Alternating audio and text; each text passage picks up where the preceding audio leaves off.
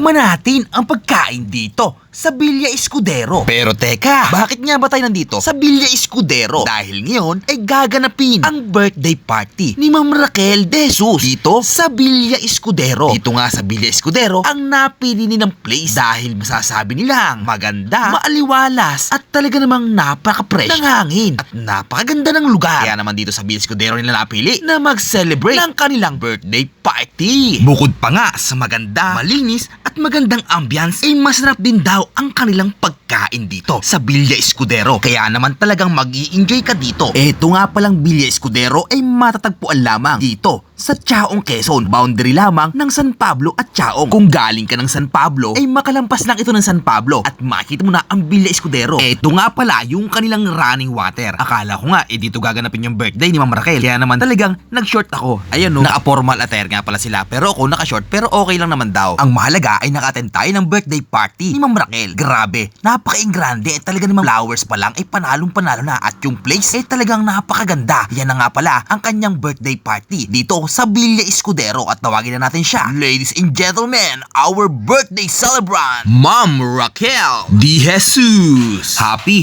birthday Ma'am Raquel. More blessings to come. Sana ay humaba pa ang buhay mo and more power sa iyong mga negosyo. Sana ay mas umasenso ka pa at nawa ay pagpalain ka pa ng may kapal dahil sa kabutihan ng iyong loob. Ang kasama nga ni Ma'am Raquel ngayon ay ang kanyang mga anak. At syempre, hindi mawawala ang kanyang mga kaibigan, pamangkin, kapatid na talaga namang napaka-supportive sa kanya. Muli, happy birthday Ma'am Raquel. Ang pagbati mula sa akin, Morris TV. Maraming salamat po sa inyong pag-imbita sa akin dito. Happy birthday po. Happy birthday to you. Happy birthday, happy birthday, happy birthday to you.